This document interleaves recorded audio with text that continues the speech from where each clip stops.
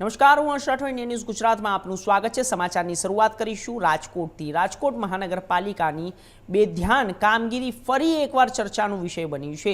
દસ્તુર માર્ગ પર રેલવે સાથે મળીને બનાવવામાં આવેલ ગરનાળામાં વરસાદી પાણી નિકાલ માટે કોઈપણ મોટર કે સ્ટ્રોંગ રૂમની વ્યવસ્થા કરાઈ નથી, જેને કારણે લોકોમાં રોષ ફેલાયો છે। મનપાના નાયબ કમિશનરે જવાબદારી રેલવે તંત્ર પર ઢોળી છે, ટેકનિકલ સલાહો લેવાની વાત કરી છે, પણ હાજર પરિસ્થિતિમાં આ નિર્ણય સામાન્ય જનતા માટે મુશ્કેલી ભર્યો સાબિત થવાનો ભય છે। રાજકોટ મનપાએ જાણે મનપાની તિજોરી ખાલી કરવાની નિર્ધારિત કર્યું હોય તેવું લાગી રહ્યું છે, કારણ કે જે રોજ ને રોજ રાજકોટ મહાનગરપાલિકાના કોઈના કોઈ બુદ્ધિના પ્રદર્શનો કરતી રહે છે અને સાંભળીને સૌ કોઈ હસી પણ રહ્યા છે। જેમાં વાત કરીએ તો થોડા દિવસ પહેલાં જ રાજકોટ મનપાની એજન્સી દ્વારા ચાલુ વરસાદે રોડ બનાવવાની કામગીરી શરૂ કરી હતી, ત્યારે ફરી એકવાર રાજકોટ મનપાએ બુદ્ધિનું દિવાળું ફૂંક્યું છે। અને આ તકે વાત કરીએ તો રાજકોટમાં હોમી ભાભા દસ્તુર માર્ગ પર રાજકોટ મનપા અને રેલવે દ્વારા લોકોને અવરજવર માટે એક ગરનાળું બનાવવામાં આવ્યું છે, જે એક સારી વાત છે, પરંતુ હાલ ચોમાસાની સિઝનમાં શરૂ છે ત્યારે રાજકોટના દરેક અંડરબ્રિજોમાં પાણી ભરાવાની સમસ્યા સામે આવે છે।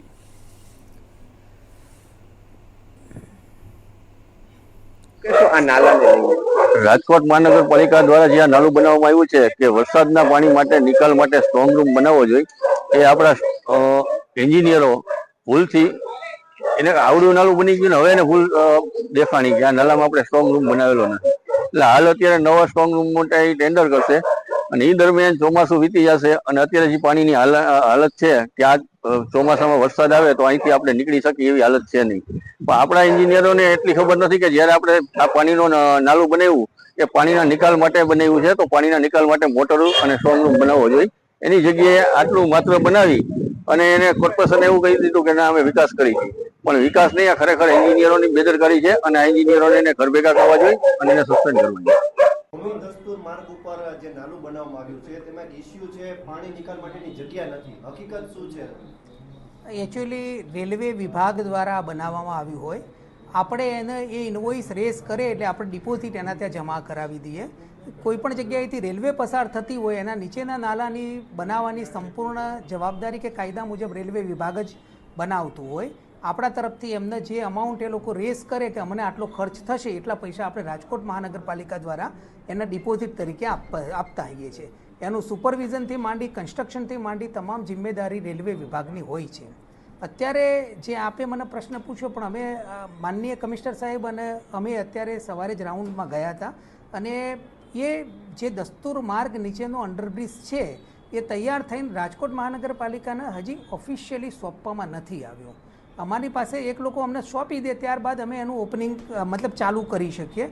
તેમ છતાં આજે અમે જોવા ગયા હતા કે ભાઈ વોટ ઇઝ ધ એની શું પરિસ્થિતિ છે, ટ્રાફિક બાબતની શું પરિસ્થિતિ છે, પાણી નિકાલ બાબતમાં શું વ્યવસ્થા છે, એ બધી વ્યવસ્થા જોવા ગયા હતા। ત્યાં વધુ વરસાદ આવે તો ડેફિનેટલી એ તો પુલ એ અંડરબ્રિજ બંધ કરવો પડે, વધુ વરસાદ પાણી ભરાય તો, કારણ કે એમાં મોટર ના હોય, પમ્પિંગ ના હોય। પણ ઓવરઓલ તમે જોઈએ તો અમે આજે જોઈ લીધું છે એનું ટેકનિકલ સોલ્યુશન શોધવા માટે એઝ અર્લી એઝ પોસિબલ અમે લગત સિટી એન્જિનિયરને પણ સૂચના આપી છે કે અમારી આગળ આખો અહેવાલ રજૂ કરવામાં આવે કે ભાઈ શું થઈ શકે એમ છે, પણ એઝ સચ એવડો મોટો ઇસ્યુ એઝ ઓન નાઉ નથી। અમે ટેકનિકલી અત્યારે હાલ એપરન્ટલી એવો કોઈ મોટો ઇસ્યુ અમને નથી દેખાતો। એ અમને જેવું સોંપી દે ત્યારબાદ અમે તુરંત જ લગત નાનું મોટું કંઈ હશે તો એ પૂરું કરી અને એઝ અર્લી એઝ પોસિબલ પ્રજાનો ઉપયોગ થાય, પબ્લિક એનો ઉપયોગ કરે એ દિશામાં અમે આગળ વધશું એવી કમિશનર સાહેબની સૂચના છે। હા, એટલે એના રેલવેના અમારા સિટી એન્જિનિયર જે હોય છે એ એના જે અધિકારી હોય એમની સાથે સતત સંકલનમાં રહેતા હોય છે। જો આવશ્યકતા વલસાડની